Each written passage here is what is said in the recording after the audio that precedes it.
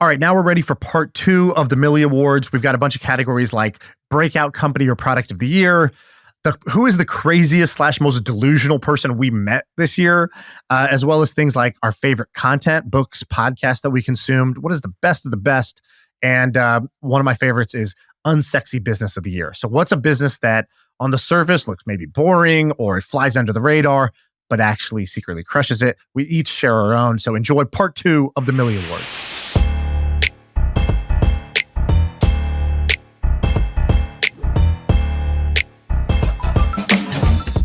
All right, next category that we have is the craziest, most delusional person that you met this year. So somebody who is kind of out there, they broke your frame a little bit, and it could be good, delusional crazy. It could be bad, delusional crazy. This is just saying this person thinks way differently than you, and they're a bit like they're living in their own world. And so this was a tough one for me. I was a tough category. Sam, who did you have? So the easy one was Elon Musk. We already forgot about how Elon and Zuck almost got in a fight. That was hilarious. I think Elon's insane, but I didn't want to pick him because that's too easy. So I chose this guy named Val, who I've met via Hampton. You probably have seen him on Twitter. His name's basically Val was under the radar for years and years. I mean, he's probably 45 years old. So he just started using Twitter, but he built a bunch of businesses. He was a Soviet Union immigrant, came here to America at age 19, built a business that made $10 million in profit in year 1. I started hanging out with him, and now he's got this massive set of businesses that probably do like $150 or $200 million a year in revenue that he owns. He's never raised money for any of them. Right when I met him, I invested into one of his real estate deals, and he was new to it, and I got a great return. And so I did another one with him, and I started talking to him, and he's like, yeah, we own this many tens of millions of dollars of Brooklyn real estate. And I was like, Val, what the hell? How'd you figure out how to do this? He goes, well, I just did the math and I did this and I did this. And he was so logical and yet so calm about it. And he was comfortable with the risk. So I got to give love to Val. And here's a fun fact about him. I started talking to him even more. He wakes up at 4 a.m. and he starts working at 3 p.m. and basically works until 4 a.m. And that's his life. And I'm like, there's so many reasons why that's bad. And he was calmly just saying like, yeah, but it works for me. And he's got 5 kids. I love people that got tons of kids. So this guy's the best. He seems like a good dad, a good husband, but he does crazy business stuff, just absolutely crazy, but he's so calm about it. So he's one of the craziest people that I've ever met. Andrew, you want to go next? Sure. So I actually struggled. I think I said Brian Johnson. He was the person that comes to mind. He's really, really nice, interesting guy, but definitely crazy, all the health stuff he's doing. Elon Musk is another obvious answer, but I actually couldn't think of somebody that was crazy. And so I actually inverted it. I said, who is the sanest, calmest, most boring person? And Chris and I got to meet Michael Dell this year. And Michael Dell is worth $65 billion. That's insane. And we sat down with him. I'm going like, okay, I'm going to crack this guy open, right? Like you read his book, it's all very tame. His public persona is very like, serious and calm and nice and all that kind of stuff. His book is literally called Play Nice But Win. And so me and Chris, we go into this office, he's got this huge... Sorry, go ahead. So we go into this huge gray like office park. We're in this boardroom and he sits down with us. And Chris and I just walked away. We were like, oh my God, he's like, I can't believe it's not butter of billionaires. Like he's just like steady Eddie, super nice. And we're asking him, we're like, dude, what do you do with your money? Like, have you gone, like, do you own 20 houses? Do you own, a bunch of planes? Do you do anything crazy? And he's like, nope. I just love, operating my business and growing it over time.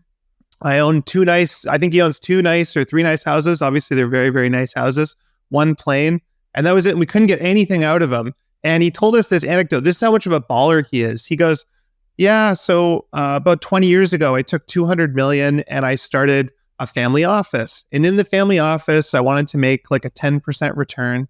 And so I hired these really smart guys and they started doing private credit. And I don't know if you guys know what that is, but usually it's lending to people that the bank won't lend to. So it's higher risk lending. And one of the people he lent to was I think a billionaire who owned a hockey team I think in Dallas or something. When And he you were goes- saying that, I was thinking of like your cousin Dom down the street, who's like going to go buy like a rookie LeBron card and flip it. I guess. Right.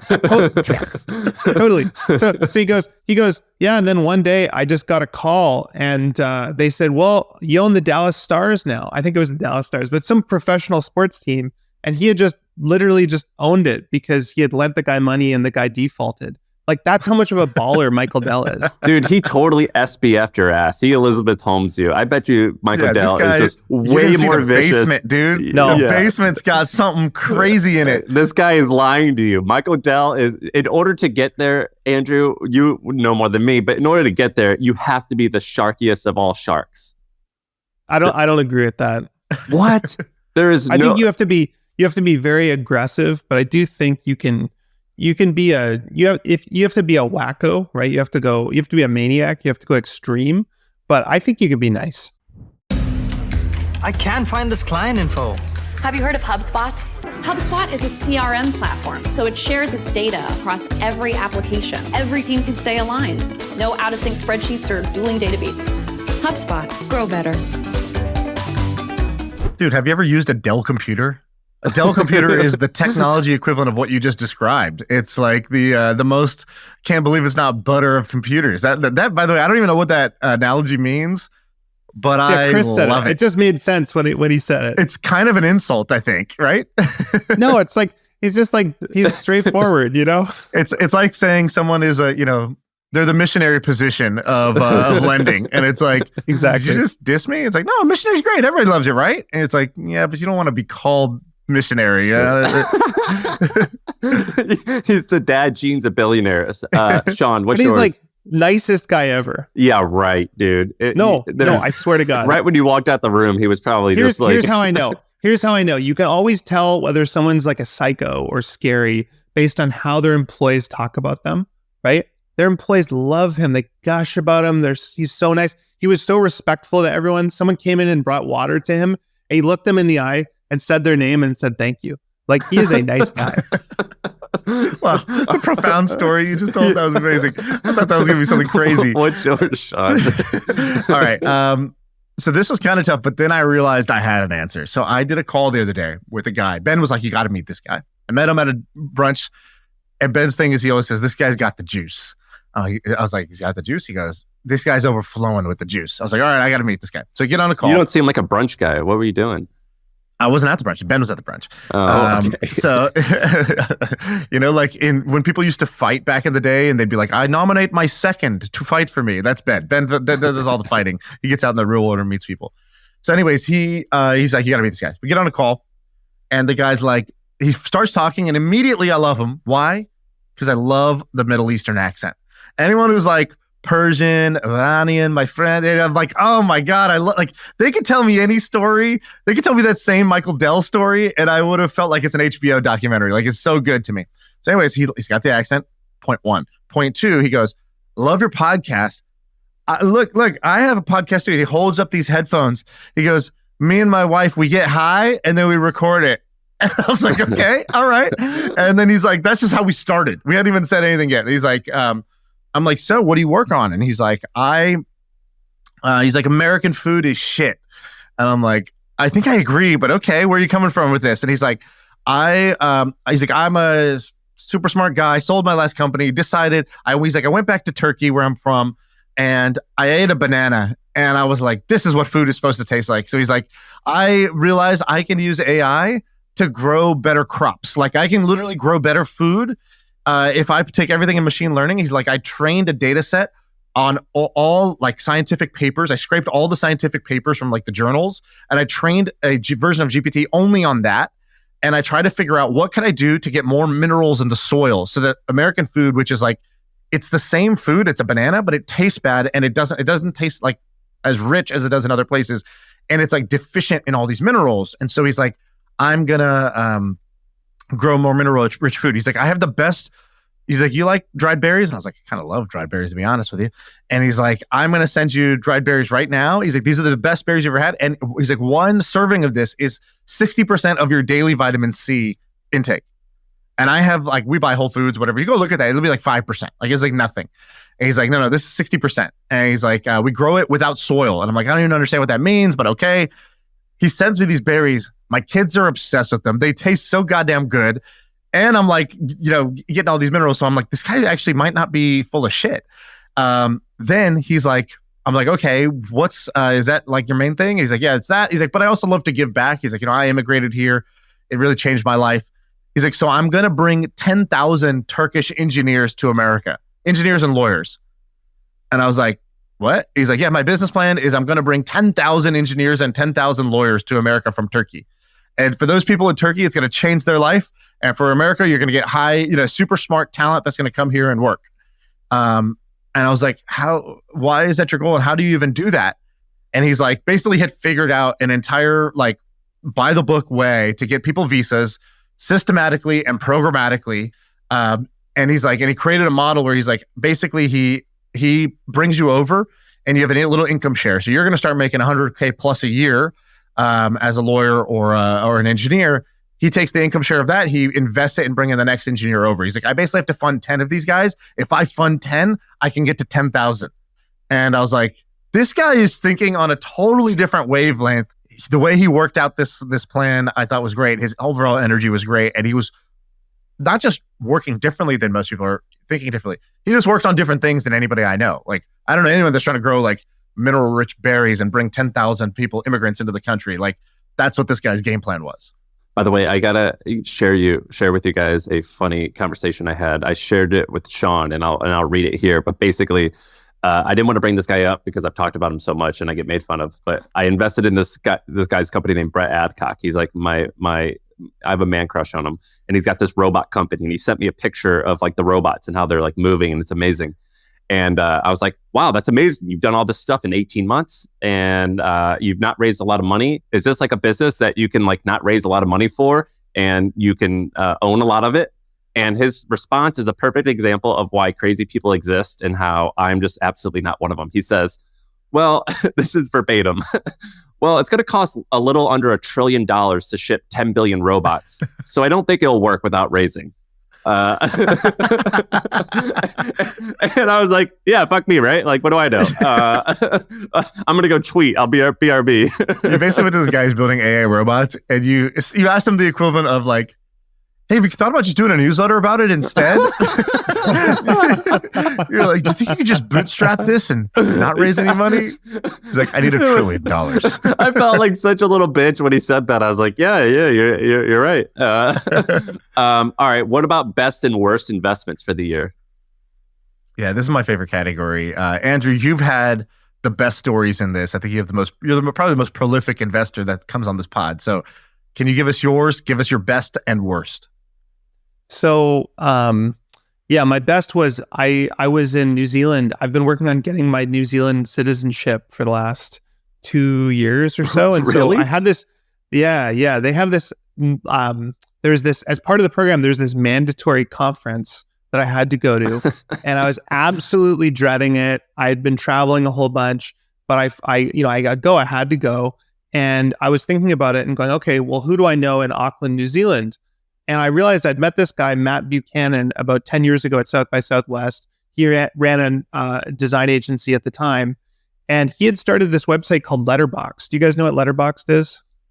Yeah. It's like a movie thing. What is it? Social network for film buffs.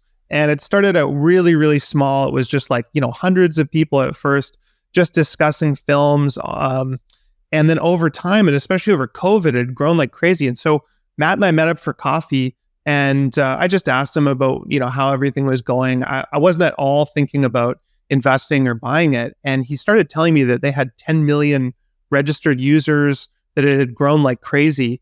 And at the end of the coffee, I literally just blurted out, do you want to sell? And he was like, well, I hadn't really even thought about that. And I was like, throw me the craziest number you can think of. And so he threw the number out and I said, okay. And I sent him an offer within 48 hours. And we just bought that business. We didn't buy all of it. We bought, I think, 60% of it about 3 months ago. Did you buy it for the number he said? The valuation, I think it worked out to about $60 million valuation, something like that. And it was 3 guys? Yeah, no, it was I think there's about 10 or so employees, all in New Zealand. So totally bootstrapped, New Zealand based, designer and a developer started it, like incredible business. They're going to keep running it. But it's an example of, we bought a business called Dribble about 8 years ago, which is a social network. And social networks are just incredible businesses. I call them like airports. If you own the airport, you've got this group of people that's going to congregate there on a consistent schedule, and you can sell them, all sorts of stuff. You can sell them a book, you can sell them a hot dog, you can sell them a massage, and as long as you don't mess with them and you keep the community happy, you can do some incredible stuff. So I'm super excited about that. Dude, this is your in for Zuck. You can go back to Zuck. Hey, Mark. I told you it was a good idea. Fellow social network owner. Oh, shit. You got one, I got two, but who's counting? Happy to meet. I finally got my end. Yeah, you guys can start your own little Facebook group of social media Owners. Social media owners. And your best one last year was Girl Boss. Your worst one last year was venture capital in general. What's your worst one this year? So my worst one this year, it was an investment I made about 5 years ago. And it's a great example of shiny object syndrome, lack of focus, and what I call a money bonfire. So I bought a podcast player called Castro about 5 years ago. And at the time, I was really hopped up about podcasts and subscription podcasting. And it was around the time I started coming on MFM, actually. And I bought the business because I was excited about the space, not because I had a plan. And so the business basically just languished. The founders left. I couldn't find anyone, we couldn't find the right person to run it. And just every month, I think I bought it for $1 million, and it just lost 10 to 20K a month. And it was a small enough number that blended into all my other stuff. I just didn't really notice it. It wasn't like an urgent thing. And so this tiny little ember turned into a money bonfire. And so I think I lost $2 million or something over the last 5 years on this business. And now I'm in the process of selling it. But anyone want it? Good pitch. If you too would like a money bonfire, maybe someone who wants to get into podcasting. But anyway, it is one of those things where I've done this so many times where I start something and it's a runaway train, and I just don't get the right people in, and it just slowly burns money. Dude, unless you're like a Huberman or a host like us, I think podcasting could be good. I think podcasting as like venture capital companies mostly is shit. It's a very hard business, I think, to build tools for. We get pitched all the time on like people who are trying to make podcasts more discoverable or this or that. It's a hard business. That's a hard industry. Yeah, 100%. Sam, what you got? Best and worst investment of the year? All right. I don't remember what did I say last year for best? Do you know? Did it say? So tell me that in a second. But all right, my best investment. Man, one weekend I was talking to my wife. I was like, hey, we're going to have kids one day. Do you want to keep working or what do you want to do? And she was kind of telling me, and I was like, well, I'll tell you what, to make your decision a little bit easier, I've got this idea for a little copywriting thing. I'm just going to put it together because it's fun and it's how I taught my team how to write and it's how I learned how to write. I'm just going to do this for fun. And if it works, maybe one day you'll want to quit your job and run this. Turns out she doesn't want to, but I made it anyway. Yeah. So it didn't work. Now I run this. Yeah. So I made this thing called copythat.com. I just did it for fun. I did it over the weekend. And that one little thing that I made, it pays for my living expenses. I don't really do much for it. I don't do anything for it. And it pays for my living expenses. And for some reason, like some of my other things, like this podcast or Hampton, like when things get a little bit bigger, you can't really deviate or move quickly. And I just use this. And also I have partners. So I've got like Shaan's my partner in this podcast. And then with Hampton, I have a business partner and I've got customers and things like that. I can't really do what I want all the time, just like on a whim. And so I use this as like a little bit of a playground to do whatever the hell I want. And it's been fun. And so I've really enjoyed it. My worst investment. So far, Shaan, I've invested about $1 million into companies via angel investing. I have seen not $1 back since I started doing it in 2016. I've got a lot of markups. That $1 million is maybe worth $5 million on paper, but paper don't pay my mortgage, at least not this type of paper. And it's pissed me off because I knew what it was going into it. And I just don't like having to have the patience or not having any involvement. And so that's probably been my worst so far. I don't think it's going to be worse in terms of ROI, but I think it's worse in terms of I just don't enjoy it. You know what's interesting is I've got a friend, he's an angel investor, and he sold his company like you, and he said, I've always wanted to be an angel investor. And so he invested in 5 companies, and 2 of them paid him back 10x within 2 years. And so he learned the wrong lesson, right? Because that's not most people's experience. Then he doubled down on angel investing for 5 years, didn't see a single return for 10 years. And so I think it's like anything. If you try something the first time and it gives you a win, you love it. Like I guarantee you, if you have already gotten $2 million back, Yeah, so it's awesome. you'd be like, I love angel investing. It's the best, right? But what you've really done is you've gone into the casino and gambled, maybe with like a slight edge, but you're really gambling. And I feel the exact same way. I have barely seen any money back. Have you seen any money back, Andrew? Yeah, I have, but it took 12 years for the first one. Well, was it significant? Yeah. So I put in 75 grand into a business, and I got 800 grand back. And then I put 250,000 into one, and I got 3 million back. But I also, over the next period, invested in like 20 or 30 million dollars into venture. So it canceled out all the other gains.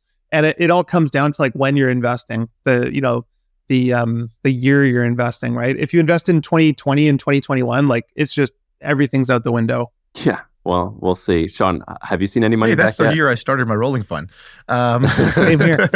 Which is ironic, actually. The first batch of investments we did were so far are the highest performers. The first like 6 investments we did were the best batch, which is kind of interesting. Well, you've picked after that, it got a handful of winners. I know a few that you've picked, and you've got a couple really but it's great like companies. you said, you don't get liquidity until if it's a winner, it's going to run for 10 years, right? So it's not a good thing to do if you need cash, today, which is like, pretty yeah, and obvious. I've got winners. I mean, it's going to be good. It's just boring, just lame. Well, okay, my best and worst investment. All right, so my best, I had a couple more interesting examples, but I'm just going to say the one that's actually the best. So the truthful answer is clearly, hands down, Shepherd.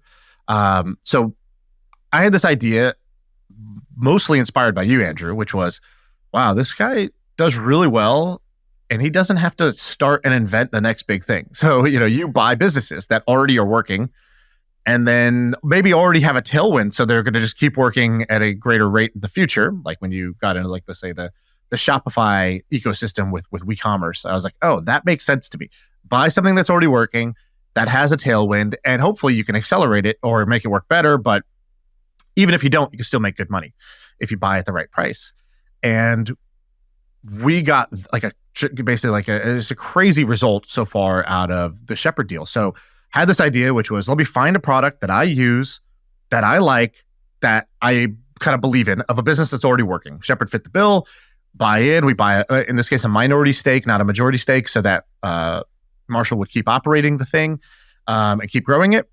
The tailwinds were behind us. Basically, first it was COVID, so people went remote. That was one big tailwind. Second tailwind was when the economy started to slow down over the last year, everybody started to realize they need to be profitable. Well, one way to be profitable is hire talent for 5 times less than you're currently hiring talent in the United States. And so hire offshore talent became like a very obvious thing for business owners to do if they wanted profits. And so Shepherd just takes off. And the third piece, which was, can we accelerate it? And we had done a couple of experiments of like, look, we have this big audience, right? Between Twitter is almost 500,000 people. The podcast is way bigger than that. Newsletter. We have not just a big numbers, but like big trust that has been built up. So if we pick a product that we actually believe in, I think this will work. In the last, I don't know, we've only owned our stake in the business for like 6 to 9 months or something like that. The business has tripled, and it was already big to begin with. And so this is just like an incredible result. How much of that is because of you? Well, we could see it because when people sign up, they either sign up through our link or they sign up and they say where they found it from. And so that's a minimum. Like there's some people who may have heard about it on the podcast, but don't click the link or don't whatever. And Nick does a great job too. So I don't want to take away from that. But like in the last 6 months, we drove like 50% or more of the leads to the business. It's like a pretty insane, value driver. And so now I'm like, oh, I have an unfair advantage. If I don't need to do 10 of these. If I just find a couple of businesses that are already standalone good businesses that I believe in, and I do the same thing, if I can add millions of dollars of ARR to this business, I basically can't lose. That is a completely unfair advantage to have.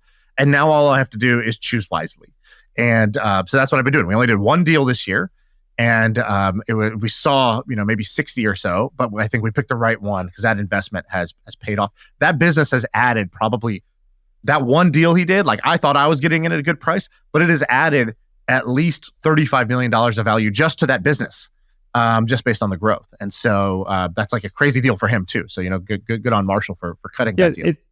It's interesting because like I think I assume that he did it as a secondary or something like that. He wanted to de-risk, take money off the table. Yeah. But effectively, it's like a primary still because you've injected, call it $10 or $20 million of free marketing as part of the partnership, right? Yeah, exactly. It's super smart. And it goes back to that idea. I think I've talked about it on the pod, but 1 + 1 = 100. You can take a mediocre business, and I think Shepherd's a great business, so better if it's a great business. Well, that's not how math works. Oh, no, it's not, right? But business math. But you can take something, you can take a product and you combine it with an influencer and you can get an incredible outcome because you basically have a free $50 million a year marketing budget as a result.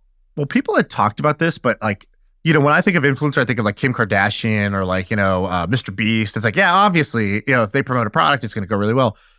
It turns out that there's a thing like B2B influencer, right? There's like a person who is respected amongst business people who is essentially like, I'm not saying my ass is big, but like we're kind of the Kim Kardashian of business influencers, right? Like there's, you can promote to a community that understands what you're doing. And if you pick a good product with a good business, it will actually take off. If you have a shitty product or a shitty business, they'll try it and then it'll leak out right away. And so it doesn't really work. This is what HubSpot did. HubSpot looked at the hustle and they said, well, right now they're making, call it $20 million. I don't know what the number is, $20 million of ad revenue. But how much are those advertisers making off that $20 million of ad spend? Maybe it's 30 million or 40 million or 50 million. And so they can pay up to buy this business and then they can just direct the traffic to themselves and make all that money. And I've seen the numbers. I think it works for them. And let me tell you a crazy thing about this Shepherd deal I haven't shared before. So the way we structured this deal was beautifully done. So I was like, look, here, the business is good. The business is already spitting off millions of dollars of profit. So it's like, cool, guys, I can bring you guys capital, but you kind of already have like a cash cow that's spitting off millions of dollars of profit. So like, I don't really want to, that's not really the value add. Clearly the value add is going to be that I can help grow the customer base, right? Because of the audience. And so essentially I put a very small amount of money down and then the company lent me the money to buy my stake in the company. That's insane. And I was like, what? And I was like, did they type this wrong? They're going to give me the money to buy the business is giving me the money to buy the business? Like, all right, deals. Where do I sign? This is easy. And it was a great deal for me. But again, like I said, the valuation of the company has grown over $30 million just in that period of time. And so in like less than a year. So like, I thought, dude, I'm getting an absolute steal here. It turns out they got actually even a bigger steal than I got. It was like win-win. And so that's deal structure, because that's another thing I've learned when it comes to buying companies. Like in venture, there's no structure. Venture is you put in money on a safe note or a priced round. It's not even negotiating on really the terms unless you're the lead investor and you're doing something really funky, but it's not standard at all. When it comes to buying companies, structure can make the difference between a good deal, an incredible deal, or a terrible deal. And structure really, really matters. So I learned a ton about structure this year, negotiating a bunch of these deals. So Shepherd kicked ass for you. You did great. Let's move to the biggest L that you took this year. What was that one? Last year, at the end of the year, this time last year, I was like, hey, tax optimization. Why don't I sell a bunch of my crypto for tax purposes? Because with crypto, you can wash trade. You can basically sell and buy back the next day. You could book the loss because crypto was down last year, let's say. So you could book a loss on any crypto that you had bought higher than that. And so crypto was crashing. Crypto went down to like, I don't know, Bitcoin went down to like 16K. And I had bought a bunch of Bitcoin at when we were doing the Milk Road, probably closer to 30K. So I could book a big loss. And then I was like, great, I'm just gonna buy it right back. I believe in crypto, right? But there is a funny psychological thing where, catching a falling knife, it's like, I could buy back in, but like, should I buy back in now? Is it going to go lower? Should I just kind of wait this out and see how it goes? Maybe I'll just do this other thing that thing's hot right now. Crypto's cold right now. So let me just wait. I'm going to do it, but I'll do it, at the end of the month. And I said, I'll do it at the end of the month for 10 months straight. Just enough time for Bitcoin to rip back up another 35, 40%. And I bought back in and, my tax savings cost me a lot of money. So that was a big L that I took, falling into a bunch of obvious psychological traps that I could have pointed out for anybody else that I fell into. Now, luckily for me, I didn't sell all of it because I bought a bunch lower than that. So it wasn't like that part wouldn't have been a tax loss, but still dumb. That's the second time you've done that I know of. Buy my course, sell low, buy high, right? Like that's basically what I executed to perfection this year. I have one more that was like a big miss. Wait, what is it? So we talked about angel investing, and angel investing, we're talking about like getting returns. The game of angel investing is you're going to invest in 30, maybe 50 companies, and it's going to be one or two that are like the runaway winners. That's really what you're playing the game for. It's like you're not trying to have a high hit rate. You're trying to have a huge slugging percentage. So a few just absolute grand slams. And I missed two. Two's a lot. Two's the number you need to win. And I missed two. The first is the realization here was it's not about bad investments you make. It's the ones you miss. It's about the incredible investments you miss. And that's in venture. That's how it goes. So I got introduced to a company called Whatnot that I don't know if you guys have heard about this business. We talked about it on the pod. You were early talking about it. It's like eBay. I talked about it. I believed in it. I was like, dude, I was at Twitch. It's basically live video streaming. And it started with baseball cards and sports cards. So basically people would open up a pack live, but you would buy the pack. So it's like live. They're sitting there. They got all these packs on the table. You would buy one. He would open it up and he would be like, you got a Luka Doncic rookie card. Wow, this is amazing. And the chat's going wild. And you could just keep buying packs. And so it was like this like kind of live video, sort of like casino. I like all those words, live video and casino. So I was like, all right, I want to invest. And the guy's like, I don't know, man. We're like pretty oversubscribed. I'm like, but it's me. It's your pal Shaan. We just met. Please? And he was like, all right, let me think about it. And he was like, I don't think so. I don't think we have space. So let me go talk to some people, see if I can make space. And I made a big mistake. I waited and I didn't chase. And Whatnot is now valued, I think, at $10 billion. So that would have been by far the best investment in all of my angel investing. I was there early on and I believed in it and I wanted to invest and I just did not fight hard enough to find a way to get into that company. And so, it's in angel investing, it's not about, I made this one bad investment and I lost 1x. It's that I missed out on, a 200x or a 500x return on that one deal, right? Like that, my 150K check that I wanted to get into that would have been like a $30 million position at this point. So, one question, when was it valued at 10 billion? I think it might have been at the kind of peak time. July 2022, they raised at 3.7. Yeah. So maybe it's at 4 billion now instead of 10.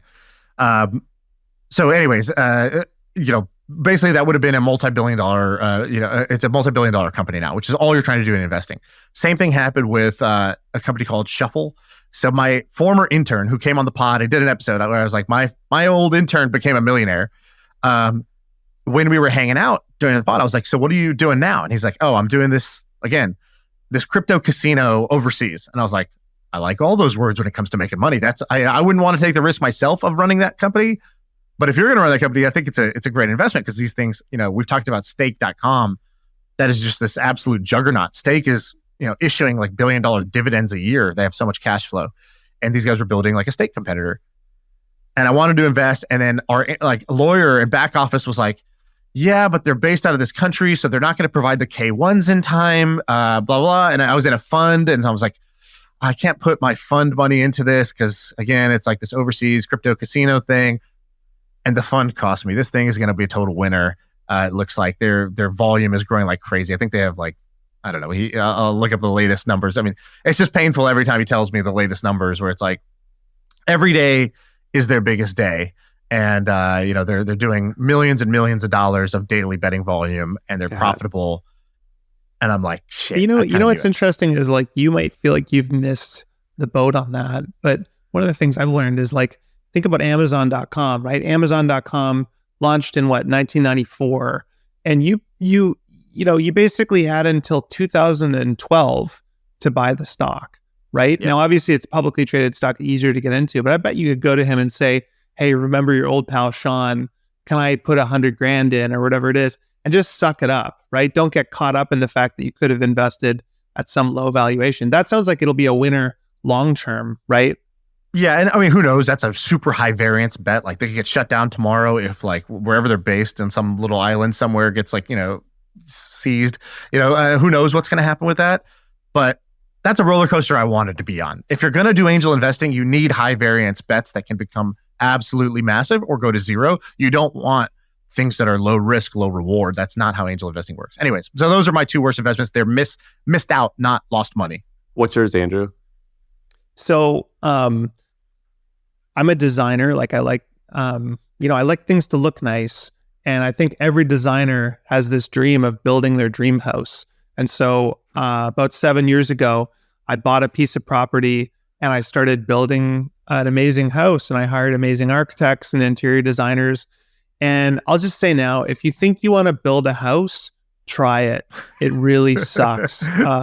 Everyone has this fantasy, but what it really is, you think it's going to be about approving like beautiful exteriors. What it really comes down to is you are choosing where the electrical outlets go. You are proving what color tone all the lights are. And so you make 10,000 decisions, and eventually you get decision fatigue and you start making bad decisions.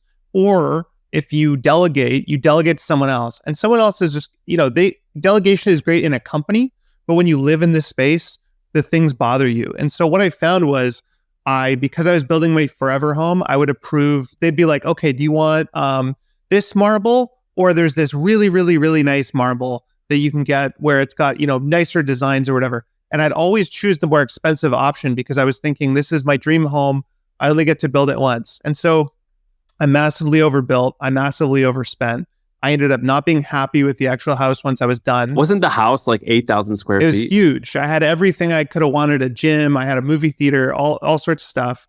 And I ended up not even liking the house when I moved in because I'd just walk around the house going, God damn it. I remember making that decision. Why did I make that beam that height? Why did I put that light there?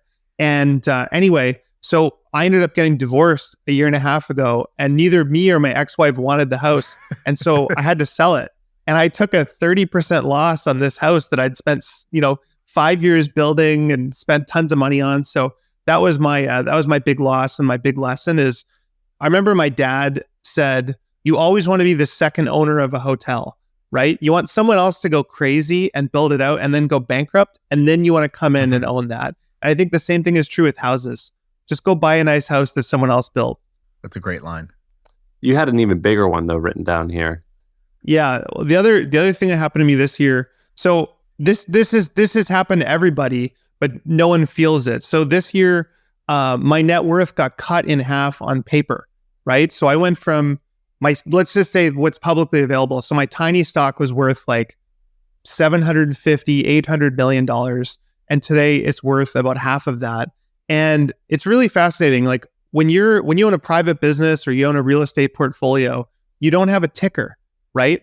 If you own $1 million house and all the houses in your neighborhood go down by 20%, you don't see that. You're not reminded of that. And one of the crazy things about having a stock ticker is every day you can see your net worth go up and down in radical ways. And so, yeah, that kind of was a pretty insane experience to see that happening over the course of 6 months. I would never text you this, but I remember like seeing the stock, and every once in a while I'd be like, I just want to be like, what does that feel like? You know what I mean? Like, because there's been days when it's gone way up and there's been days it's gone way down. And I'm always curious, but I'm like, he knows what's going on. I'm going to stay out of his hair on this one. It's really weird. I mean, Warren Buffett has this great anecdote or metaphor where he says, owning a business is like owning a farm. Let's say that your farm makes $1 million a year of profit, and some yokel comes to your fence and he starts yelling, I'll buy your farm for $100,000. If you know your farm is worth millions of dollars, you just ignore the yokel. And so there's all sorts of different people shouting different offers on your farm at all times. And so that's kind of the approach I try and take, is I just go like, I know my business, I know what it's worth. But yeah, it's pretty weird seeing big swings like that. My worst thing this year was, my biggest L was partially inspired by Andrew. Andrew, you make a huge mistake when you're talking to me. The mistake is you say, oh, it's just easy. You just hire a CEO. And you miss out on two things. One, it ain't easy. It's always harder than you think. There's always more challenges than you think. The other thing is managing them. You know, how should they manage you? How should you manage them? The thing with my company, Hampton, my CEO, Jordan, he's awesome. But it's heavily based on my reputation, and I'm heavily involved in the product. And so when I want to be involved in the product, I've made mistakes where I'll just go directly to certain staff versus like understanding the chain of command. And so just like understanding like how to like work with the CEO effectively has been a little bit of a challenge with me. It's going great and things are going good, and I've made a lot of really good decisions, and he's wonderful. But just learning how to like understand that relationship has been a challenge, and I've gotten in trouble a few times. Partially, I take blame for a lot of the instances, but I wish we would have talked more about how to manage them tactically. We've talked a lot about how to hire and fire and things like that, but not how to like work with someone on a daily or weekly or monthly basis. Yeah, and I lots of learning there because I think it's very tempting to see a mistake and jump in. But it's similar to delegation, right? When you first start delegating to an employee, you want to correct the errors as you see them. But at the end of the day, the hardest part about having a CEO is that they can ruin the business if they're not careful. And you ultimately have to let them make their own mistakes and learn from them. I think I've shared on the pod, like we've had a couple instances where a CEO wants to spend $1, $2, $3 million on R&D, and we don't believe it's going to work out. But we let them because we go, if we don't, they're going to resent us. They're going to say, Andrew and Chris were holding us back. We couldn't make our bonuses because we couldn't execute on the strategy. And so we always say, we want non-fatal errors, not fatal errors. We'll intervene when they're fatal, right? So I think for you, like intervening when it's something that's going to ruin your reputation, you should jump on that or ruin the business or imperil it. But otherwise, the hard part is you just kind of have to watch them make mistakes and realize that over the long term, they'll make more good decisions than bad.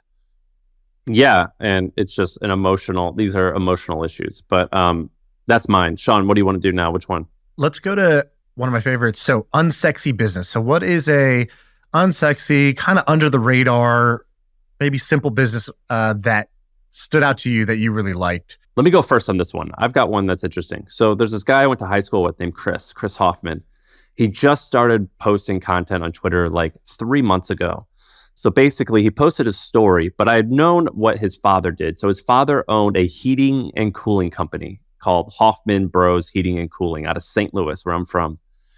He goes, in 2016, we took over my father's company. I bought it from him and it was doing 13 million in revenue. And he goes through 2016 all the way up to 2013, where he explains the changes they made and how much revenue the business is now doing. So in 2016, it was 13, 2020, it was 40, 2023, it's going to be like 140 million in revenue from an HVAC business that he owns. And he like tweets out all these interesting bits of content about things he's doing. Like, for example, we're giving an additional holiday off, and here's how I think that that's going to impact the business. Or we created this thing called Hoffman University, which teaches people. We had to buy a whole building for this much money.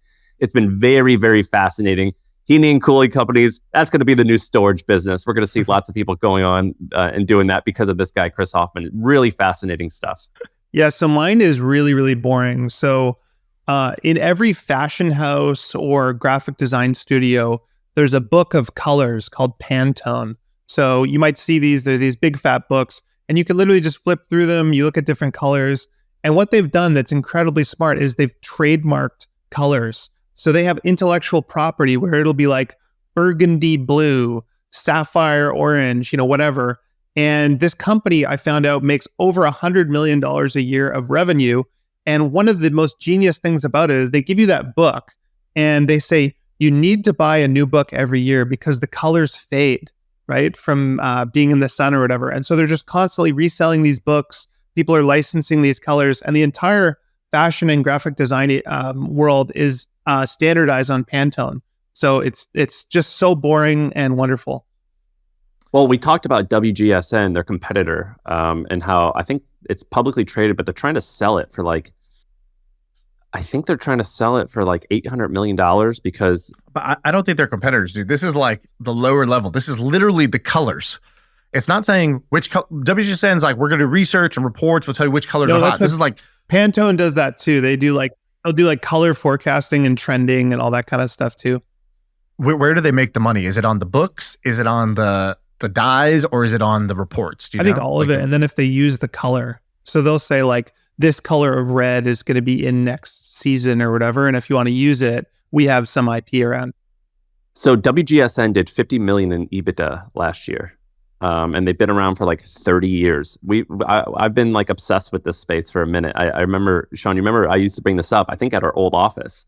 I've been loving this stuff. Pantone's a good one. And I think it's WGSN and Pantone like own this space. It's basically like when Starbucks is going to come out with their new uniforms or their new like Christmas sleeves or the cups, they refer to each of these companies to figure out which colors are going to be popular in 6 months.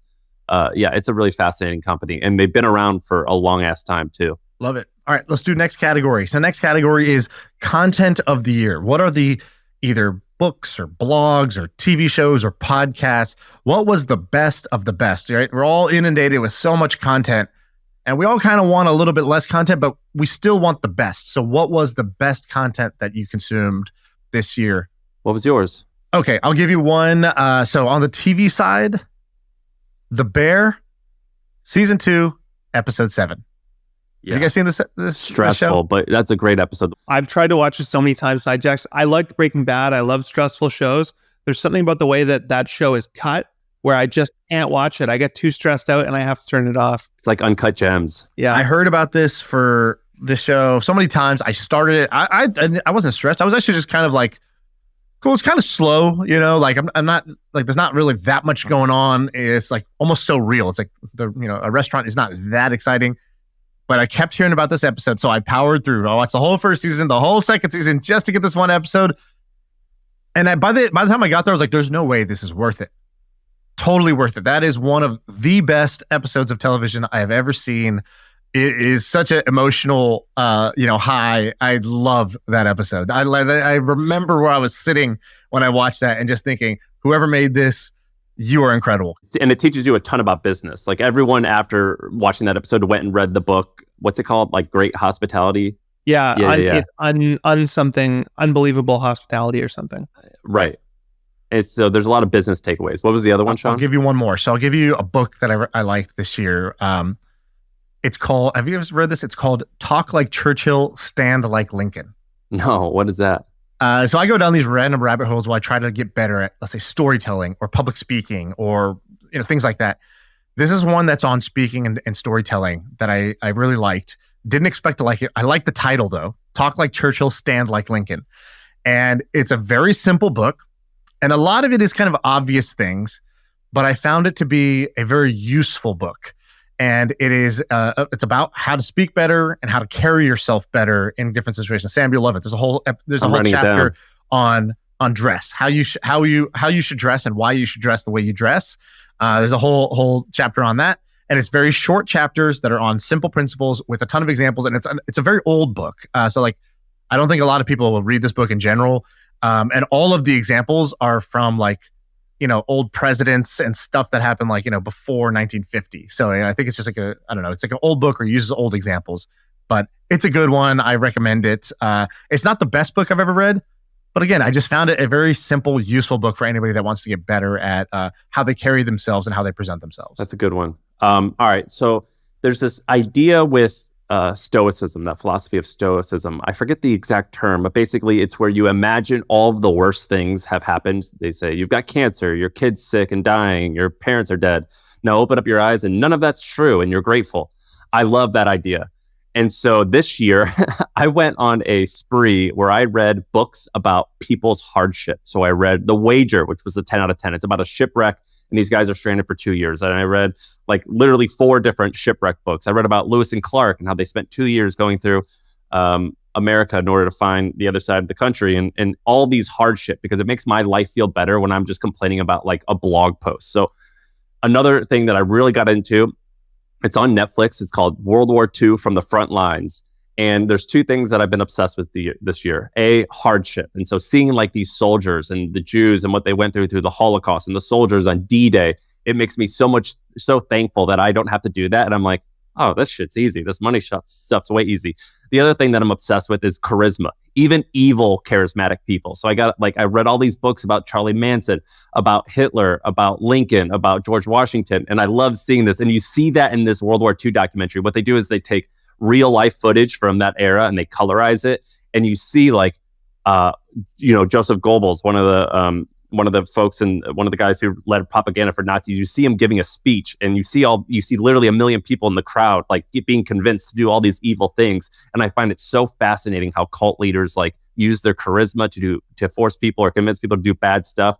And so World War II from the front lines, it's on Netflix. It's awesome. That's probably the best thing that I've consumed this year. What's yours, Andrew?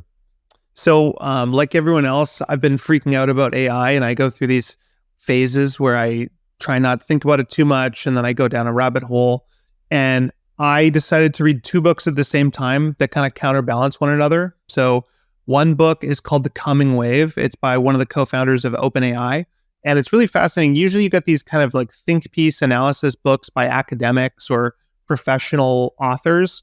And this guy actually is, he's been on the front lines for the last 15 years, built DeepMind, and has been at Google working on, their AI programs for years. So, and he has a very extreme view that effectively AI will disrupt all work, and that the second and third order consequences are just endless, and we can't really contemplate them. And he kind of argues for regulation and containment.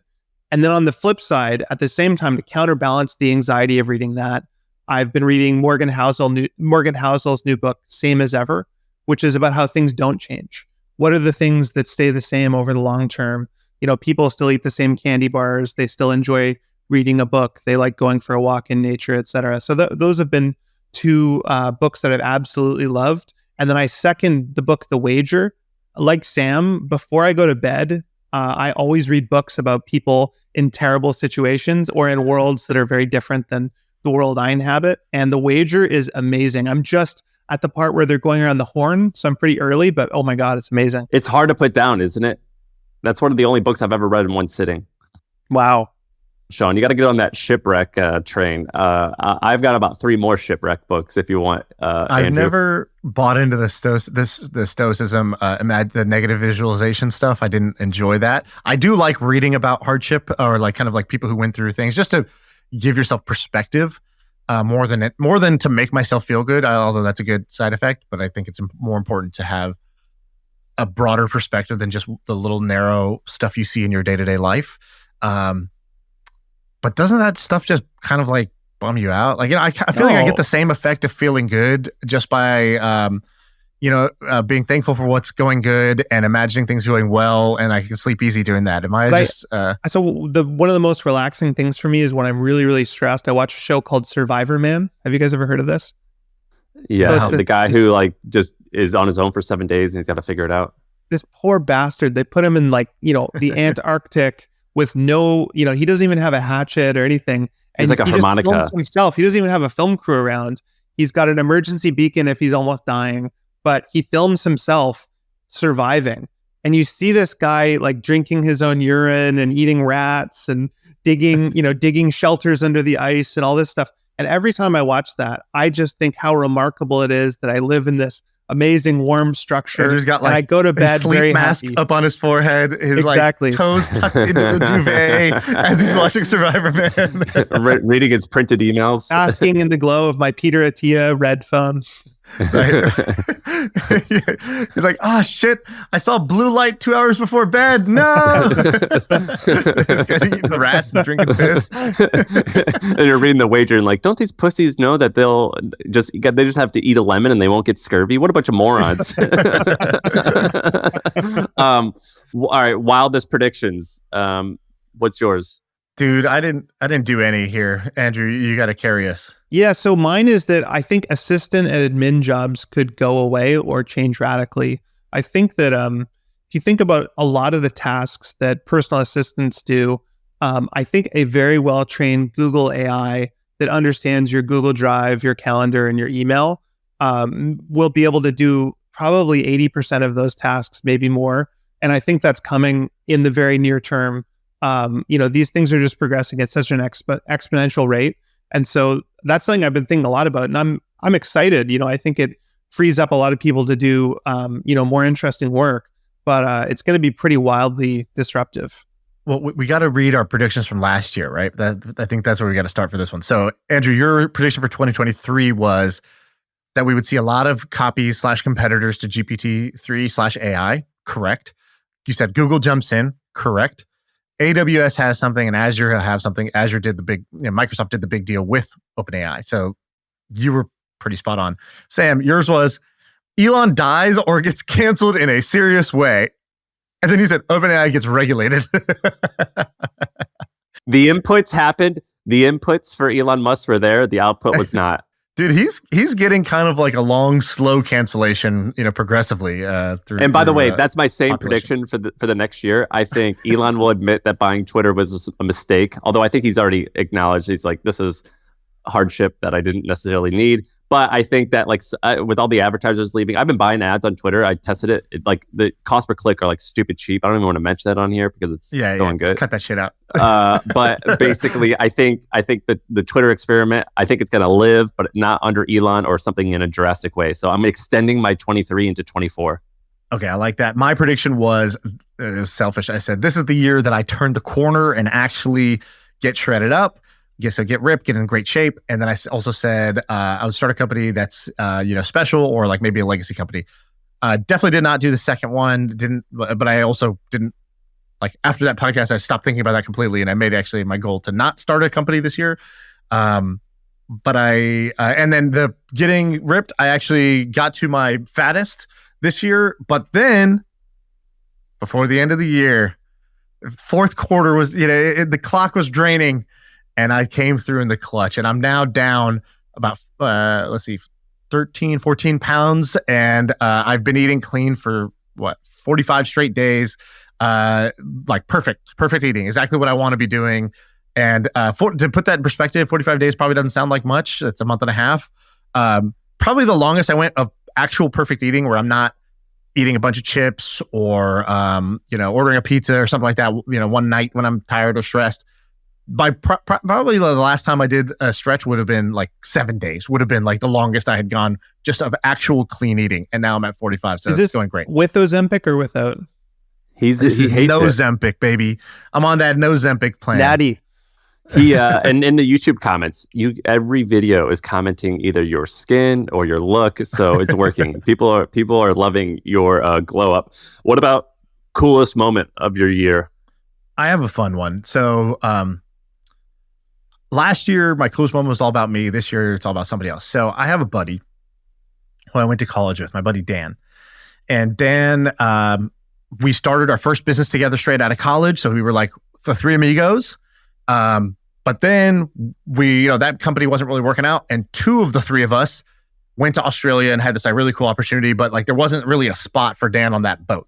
Meaning I got a spot. And I was able to get one other guy a spot, but it was really too much for me to convince this Australian billionaire why I need two of my friends to come with me to go do this thing that was kind of this unspecified project. And I felt bad about that. And I felt bad about that for a decade. And I was like, damn, I really wish even if he didn't come, that we had gotten him into a good landing spot before we made that decision. I felt like we kind of left, no man left behind. We kind of left a man behind.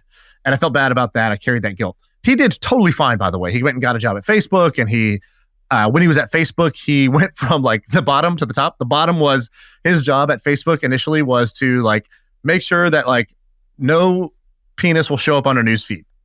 So he's building penis detection systems to make sure that you never. And by the way, you ever logged into Facebook and seen a penis?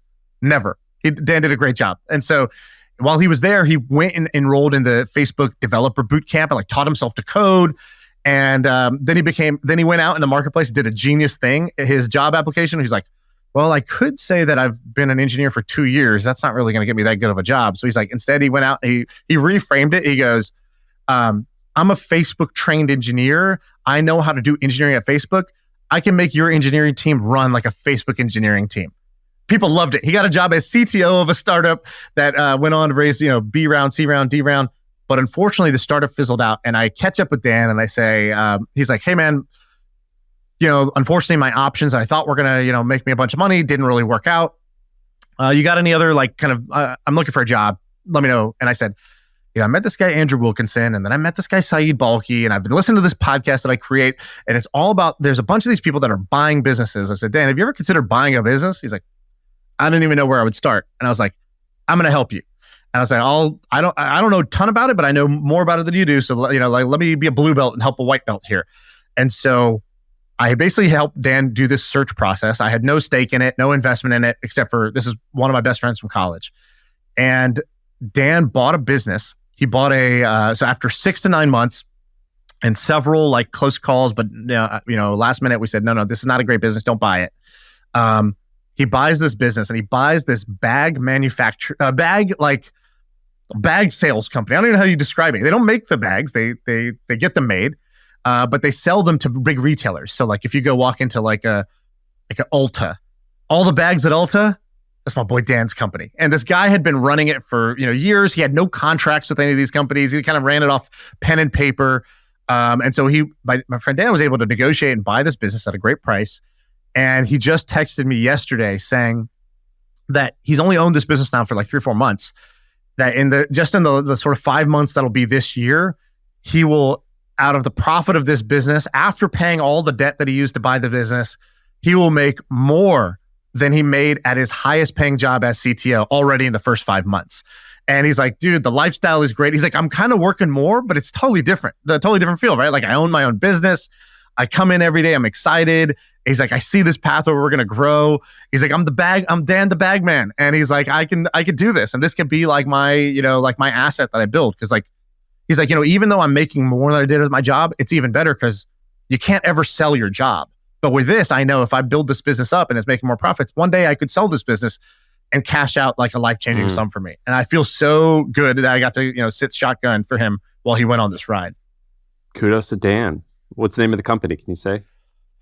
I don't know, but if you email me, I'll intro you to Dan. If you need bags for your business, Dan's got you. Mine doesn't have any great story. So Andrew, I saw what you put. That is also mine, but I'm not going to say that one. I'll go to the next one, which is actually the most important one. I had a kid this year. That was the coolest moment this year. I think Andrew, you told me, what did you say? You said you're going to feel so much dopamine every morning when you look at your kid.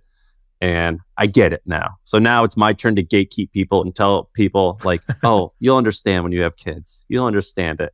I understand a little bit and it's been awesome. So that's mine. But Andrew, you do yours. I think I said it's like liquid MDMA gets shot into your brain every time you look at your baby. Yeah, it's awesome, man. It's brought me closer to my wife too. I have more, I always respected her, but now there's more like of a spiritual respect. It's kind of funny. But what's yours? Totally.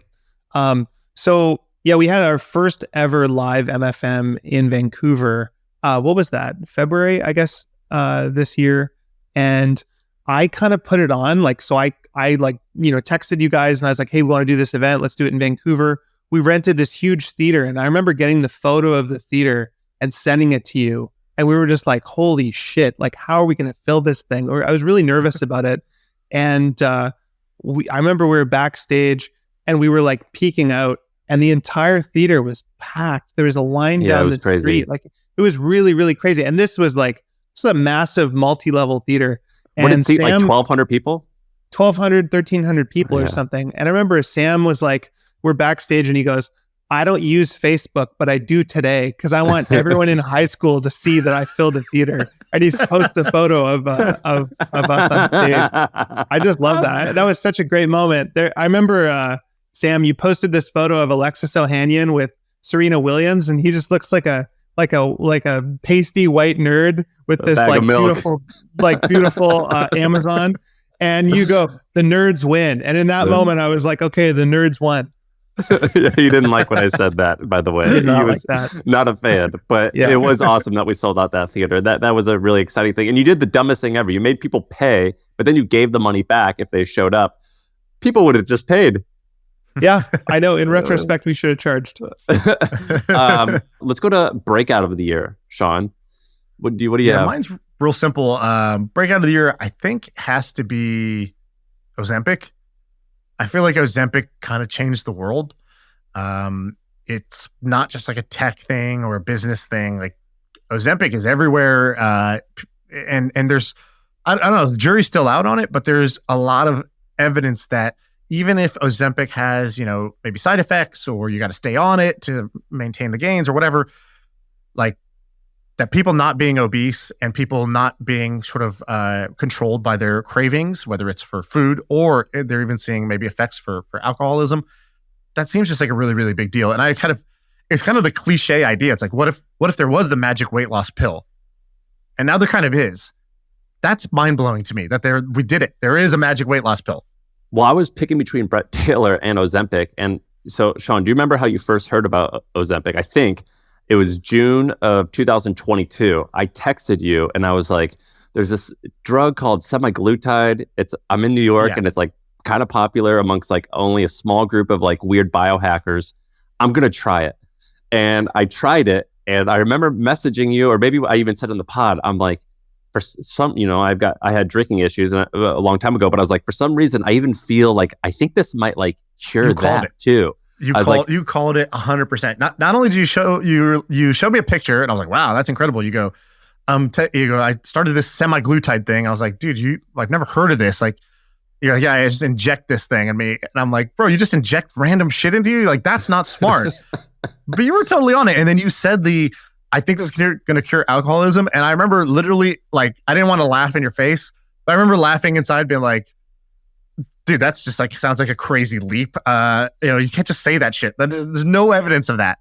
I just felt it. I could feel it so I don't use it anymore, but I tested it for a small amount of time. And this is semaglutide. That's the name of the drug, or I don't know how you even explain it, the root drug. And then there's Ozempic is the brand name. But I remember like putting that in my body and I'm like, I think this is going to cure alcoholism because you don't crave anything. And I think what's going to happen is in 10 years, we're going to see downsides to this drug because right now there's like very few, or at least it's impacting only a small amount of people. So I think that there's still going to be downsides, but I think that what did Scott Galloway said? He goes, it's not Chat GPT, it's GLP-1. That's the big thing. GLP-1, this drug class is going to be way bigger than Chat GPT. And I agree with him. I think that's a breakout of the year. What's yours, Andrew? Yeah, that's like antidepressants or something. So mine is pretty boring. It's a company called Snipped, and it's a podcast player. And I don't know if you guys have this problem, but often I'll be driving. That's when I listen to podcasts most. And I'll hear something incredible, like a great quote or just a great line or something I want to follow up on later. And until recently, I've either just forgotten it. Basically, it goes out the other side of my head. Or occasionally I would pull over my car and I'd make a note or something like that. And Snipped basically solves that. So what Snipped does is it has an AI that basically takes the transcript. It does like voice recognition on the transcript of the podcast. It pulls out all the key moments. So let's say that you want to listen to a Joe Rogan interview, but it's 3 hours and you only really want to hear them talk about stuff that isn't MMA. You can jump in or whatever. But then also when you hear something interesting, you can tap a little button in CarPlay or on your phone, and it'll actually grab the text for whatever was just said. And I've found that incredibly useful. And all my nerdy friends that are into like journaling and Readwise and all that stuff are going crazy for it. So I love that product. You're on the homepage, a testimonial from you. That's cool. Really? Yeah. Apparently you must. I haven't invested or anything.